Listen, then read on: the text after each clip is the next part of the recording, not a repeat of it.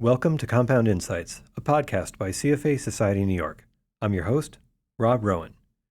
Today we're talking again about commercial real estate with Rob Gilman, CPA. He's a partner and leader of Anchin's real estate group. His work in this role focuses on changing compliance, accounting, and tax issues, and he also advises clients on financial and estate planning, budgeting, tax planning, and cash flow strategies. He is a member of the American Institute of Certified Public Accountants, the AICPA, which I can't say as it turns out the whole way, and the New York Society of Certified Public Accountants and the Real Estate Board of New York. So welcome to the podcast, Rob. Thank you. In my research for this podcast, you wrote an excellent paper, which is posted on your website, which I suggest everybody take a look at. That was a bit of a jaw-dropping moment for me concerning the tax liability that might occur for people who are the owners of buildings for whom the keys have been handed back. So could you talk a little bit about what that tax burden could be? And then I have some other questions for you because it's potentially huge. Sure, and it is a big issue. You know, with the commercial real estate market, with the values significantly decreased, interest rates much higher, real estate owners, especially in the commercial market that have to refinance their debt, unfortunately, they find they're in a situation where they cannot refinance the value and the existing debt. So in many situations, it's not worth it for them to continue to keep the building. Mm-hmm. It's easy just to hand back the keys. The problem is you can end up with a very big tax issue in certain situations. And I think many of the landlords and the investors in some of these properties are not aware, and they get a big tax bill after the fact. Right. So let's dig into what that tax is. It's capital gains, right? So could you talk about the situations in which someone might face that? Sure. So if you take just a basic example where somebody had owned a commercial real estate building, and let's just for argument's sake say there was originally $10 million of equity that was put in the deal. Mm-hmm.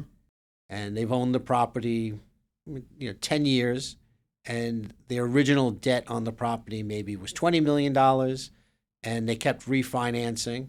And when the days were good, right, every time there was a refinancing, there was a distribution, right, a refi distribution, which was great. In many situations, you didn't have to pay tax on that amount that you were receiving. Mm-hmm.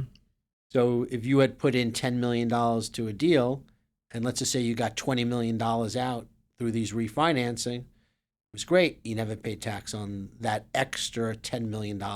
Right. Now you hand back the keys. That $10 million is now going to be taxable at long-term capital gains rates.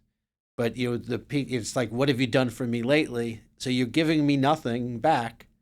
I'm losing the building, and I have a $10 million taxable income, which could be significant. Right. This is the thing: is I have this devalued asset, which I'm basically giving up on, but I still have to pay taxes on the gains on it. So, what is it from a nuts and bolts perspective about handing the keys back that triggers that? Well, it's just you're liquidating from the partnership. So if you took a look, and most of these investments are through K1s, and you could take a look at what your capital account is. Anytime you have negative capital account, well, eventually that capital account has to get back to zero. So just handing back the keys, basically you've liquidated from the partnership. It's almost as if you sold the building for what your negative capital was. And that's your revenues. Obviously, there's no basis in that, and it's fully taxable to you. Can you describe a little bit, from an operational perspective, what has caused this problem? Sure. There's a lot of things that have caused the problem. To start off, especially since COVID, commercial life is in a hybrid environment where a lot of people are no longer coming into the office, or they're coming into a lot less than they used to. And tenants need less space. And if there's less space that's being taken, it's less tenants that a landlord has. So there's less revenues that are coming in. Less revenues make it more difficult to cover your costs. Now, if costs were sort of matched the same way that revenues were going, it would be okay. The problem is you take a look at some of these costs, insurance costs have gone through the roof. Real estate taxes, even though that they're should be some type of correlation to the revenue, there's still the rates have gone up. So it's costing a lot more to operate. It's costing more to get even staff in there. Yep. All your operating costs increasing with lower revenues is not good for operational. Right. So you add that with the fact that interest rates have gone up. Yep. If the values have gone down, Yep. and rates are up, you can't refinance the same amount. It's going to cost you a lot more. Yep. So your choices are either you put more money into a deal, or you have to find a way to pay off the existing debt. A lot of times you just can't pay off the existing debt. So what's the option? Unfortunately, giving back the keys. Now, banks really don't want the keys back. Yeah, I'll say. So there are certain situations where the banks try to work out some type of modifications, but there comes to a point, unfortunately, with some of the buildings, that you have, the commercial buildings, the only choice that a borrower has is to give back the keys. It's unfortunate.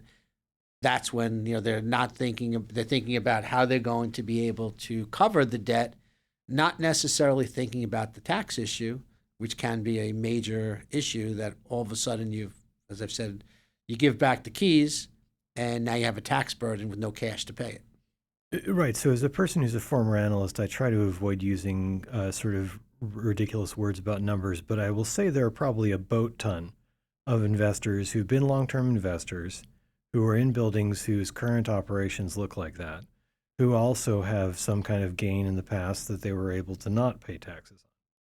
So why are more people not talking about this? Well, I could say all my clients, we're talking about it, but it is a great question because I go out in the marketplace, whether it's an event that I'm speaking at and we discuss, whether it's debt modification or at least if there does have to be, handing back the keys, the tax issues.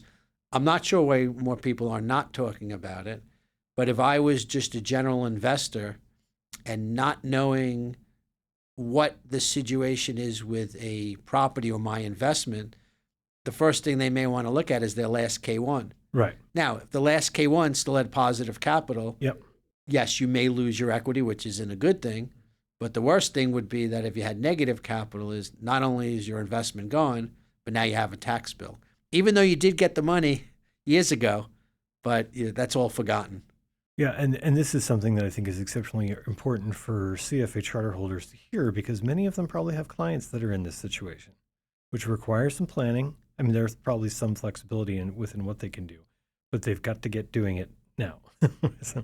And just we spoke about the refi distributions. Real estate, the one benefit of real estate is being able to accelerate depreciation in the beginning. Yep. So you might have taken advantage of some of these losses, not necessarily getting cash, but you took advantage of losses, which took you into a negative capital situation because that is the benefit of real estate. Now, certain investors were not able to utilize the losses. So if there are gains from giving back the keys, they would be able to offset that.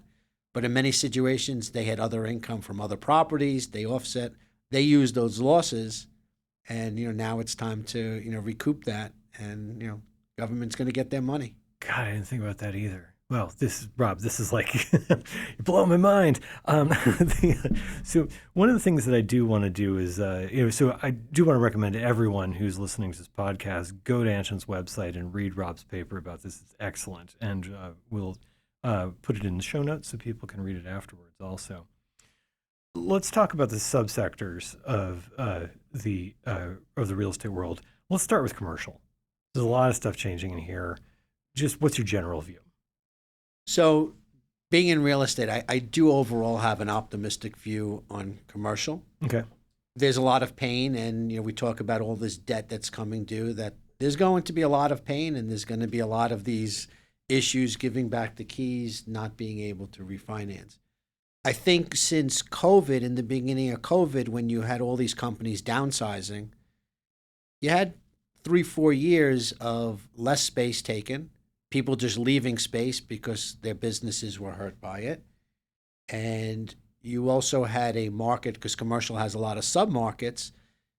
All this Class A space was being built, and you can move from a Class B to a Class A, and it was worth it. Yeah. And if you didn't have full occupancy or this hybrid model, there was continued to be less space that was going to be needed. And I think for the most part, it seems that that has turned the corner. Mm-hmm. That the people that are renewing at this point, a few things have happened. More people are coming back to the city. Yep. More people are, even if it's not a full-time, if it's 3 days a week, you still need more space. And the new renewals of leases, for the most part, it's either the same, and in many cases, they're even, if they're growing, they're taking more space. They're taking half the space. Now it's probably happening to some degree, but it's a lot less, which is a good sign for commercial real estate. If you take a look at when COVID started and you spoke about retail, everyone said retail's dead. Yep. Oh my God, I don't know what all these big box are going to do, all these malls, they're going to be vacant, all these stores, that asset class is over. Mm. And it's one of the strongest asset classes now. Right. So in my view, commercial real estate will turn around. I can't tell you when and what's going to be that main factor, but I believe that we will be able to, that commercial real estate will recover. At some price, an asset is worth it, commercial building. Now, the existing owner may not want to hear it. The banks may not want to hear this. Right. Is that 50% of the current value? Is that 40%, 30%? That will have to play out, because each asset class is different. But at some price, somebody's going to buy in a building because it's going to be worth it. So what you may just have is that next generation, or all these people that have been holding cash for a while, just waiting for the right price to buy back in at much lower values, and they may not need the rents. They may not need to be 100% occupied to cover their costs. So I do believe we still have a period of existing debt that has to be, the renewals that have to be covered, and somehow that has to be addressed. But I still think that commercial, we are going to have a recovery. Yeah. I guess I wasn't too surprised to see some of the refinancings were on the top of the A's, right? They're always going to do it. It's but it is exceptionally interesting, and some of the things that are happening in retail are also really wild. I look around at some of my retail clients that they have millions of square feet, all throughout the country, and their biggest problem is they don't have space to rent. Right. It's may that be the biggest problem that anybody has. Right. Well, so let's talk about your view of the other subsectors like self-storage, industrial, and parking, because some of them are related to some of the recovery in retail you talked about. But let's just dive into those. Well, the storage market, all these storage facilities. I can't remember. It was pre-COVID. It was probably about 10 years ago. And especially locally in New York, there wasn't enough storage space. People were moving to smaller apartments. They were downsizing. They needed to put their stuff somewhere. And you had this expansion of the storage facilities. There was many new storage facilities. It's still there still is a need for storage facilities, again, based on people downsizing, less space, people are moving into smaller space, people have more stuff. There is a need. So while the development has slowed a little bit, it's still a good asset class to invest in, because there still is that need of people needing somewhere to put their space, their stuff. And what you charge for a square footage, if you compare it to commercial or residential real estate, in total, it happens to be the highest, rent per square foot. Yeah.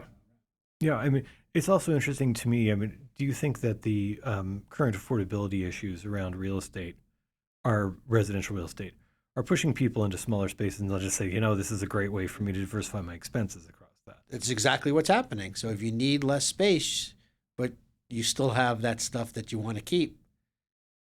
More people are needing storage space than ever before. Yeah, it's fascinating. So let's talk about, should we talk about parking now? Because it's kind of related.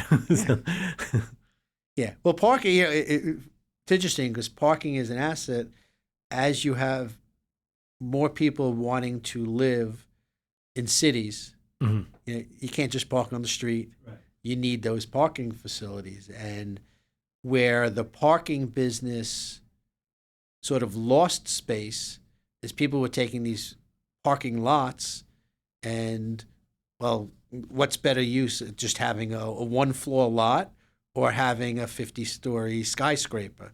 Now, even though some of them did have put in parking facilities down below, a lot of it was being built just for real estate without the parking in mind. Mhm. There's a need for parking.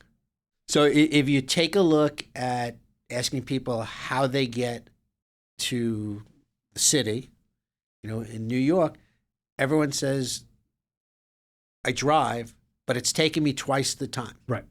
And it's taking twice the time, not because people are driving slower on purpose, it's because there's more people driving. Right. Less people are taking mass transit, that there's more people on the road trying to get to the city, that once they get to the city, they need to park somewhere. So there's a bigger need for parking. A lot of the parking garages are doing much better on that transient basis than ever before because of this. But there still continues to be a need because until people, for whatever reason, want to continue driving, taking twice the time to get into the city, this will continue to be an issue. So it is a good asset class to continue to find. The problem is, as I mentioned, finding that space for a parking lot, you really need to be part of a larger development where it's going to be part parking garage, part whether it's residential or commercial building. Yeah. But that is a need. Yeah, it's also interesting. There are a lot of dynamics in this here in the New York area, partially when New Jersey Transit tripped over itself a couple times this summer. That definitely kept more people in their cars. The congestion pricing is going to, we'll see what happens with that, if that really prevents people from coming into the city, or if you have it where people will come in much earlier and leave much later. Right. Or will this kick parking demand north of 60th Street? Because Correct. there is a microclimate issue here. Yeah. Okay, let's talk a little bit about industrial, which is also exceptionally interesting. It's been performing well. What do you see in that? So, industrial, there's a lot of different aspects to that. On the warehousing side, there's a lot more need. When you take Amazon and a couple of these distributors, it's all about how fast they can deliver, product to a customer. Right. People want to, place an order and have it, at their door in 20 seconds. Right. The only way to do that is to keep a lot more product, locally. So a lot of these larger distributors are taking, more space. There is a lot of, we spoke about that retail still doing well, but online is still doing well again. So they need, facilities to keep their product. And even on the light manufacturing side locally, there's still space that's still being developed and growing. Another area that may not seem to be a large asset class, but it's movie studios. Mm-hmm. Now, movie production is not just California anymore. Right. In fact, most of the new facilities that are being built, locally we have a lot. Yep. And there's also all throughout the country, certain states that have the tax credits for movie production. So there is a lot more. You have the streaming. They need places to film and production, and it's getting bigger and bigger. That asset class happens to be a very good asset class. California, there still is a lot of development, but as I said, you're seeing a lot more in other states, and New York is starting to see a lot more movie facilities. Yeah, I'm actually not that familiar with the metrics around movie facilities. Do they provide a nice diversifier to other parts of the subsectors of real estate, or are they kind of connected and they might provide diversification to other assets?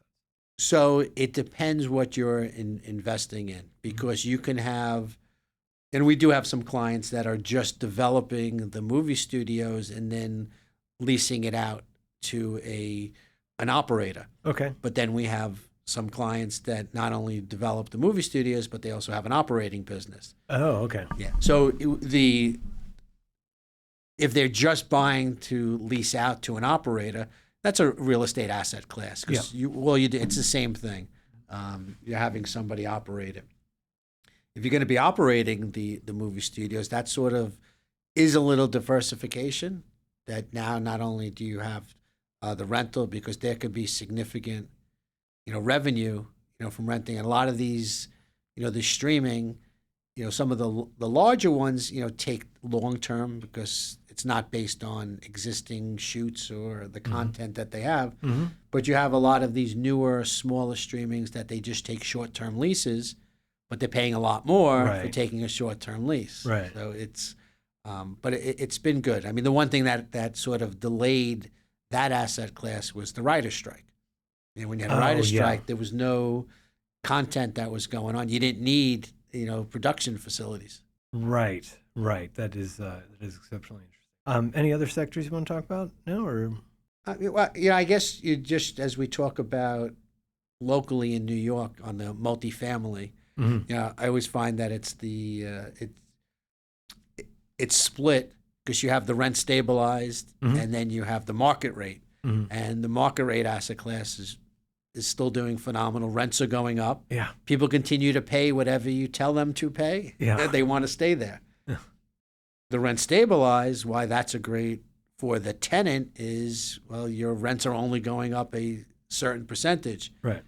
The landlords, the problem is that it's not enough to cover all the increase in cost. Right. That the increases have not justified increases in insurance, the real estate taxes. It's a problem. Yeah, materials and all that Everything. stuff. Yeah. It's a big problem. And then you have where the change in the rent stabilization rules, where even if they did a common area improvements, they're not allowed to pass that. The amount that they used to be able to pass along justified doing improvements. Improving just a unit, you were able to increase the rents. You can't do that the way that you used to. So that asset class is struggling. So you talk about rent debt that's becoming due. Mm-hmm. That asset class is going to struggle with getting debt at the same level that they have on the books. Right, that's going to be a big bump because most of those are fixed. Right, so so they're going to experience it when they refinance. Yeah, there's just the increase, the annual increase is just even though the tenants say it shouldn't even go up at all. Problem is it's not even close to where it should be. Well, but at the same time there's this massive amount of demand, right? So this is an exceptionally interesting underwriting or due diligence challenge for an investor, is to find out where they come out. Now, are a lot of investors in this sector talking about for New York City now the burden on the expenses that the local laws are talking about? How are investors thinking about that? Well, if you're investing in any asset class, so let's talk about on the residential with all the necessary improvements that you must make, it comes into the equation because that's extra cost. Now, in a lot of these situations, you may not know exactly how much you're going to have to cover with these changes. Now, right. I know there's consultants out there that try to estimate, what the total cost is going to be, but it's a cost that can't be passed along. Right. So similar to the commercial, at some price, those stabilized assets are worth it to buy. But you have to put into your equation not only what your rents are going to be, what your known costs are going to be, but now what these added costs are going to be. And it seems that every year or two, there's a new local law or something that comes into effect. Yeah, this makes the challenge that a lot of the CFAs who are listening to this podcast have exceptionally difficult, because the inability to forecast those expenses is, and they are pretty big sometimes. Yeah, for the landlord, or if you're in a fund for the general partner who's modeling out the deal, it's a little bit easier. They see all the costs and everything that's there. And if you're an investor that's investing in someone's deal, it's a valid question to ask. How are you accounting for all these and making sure? Now, most landlords and GPs are very sophisticated, so you would assume that they're covering, but you just never know. And it's if I'm investing in a deal, these are great questions to be asking, to making sure that all the costs have been covered. Yeah, that's great. That's exceptionally important for people who are in a due diligence role, because the thing I learned when I was doing due diligence is you assume nothing. So that's what they assume do. the worst. And well, so Rob, this has been great. Thank you for being here. And once again, everybody go to Anchin's website and check out Rob's paper. It's excellent. Thank you for having me. I appreciate it. And thank you all for listening to this podcast. Until next time, I'm Rob Rowan, and this has been Compound Insights.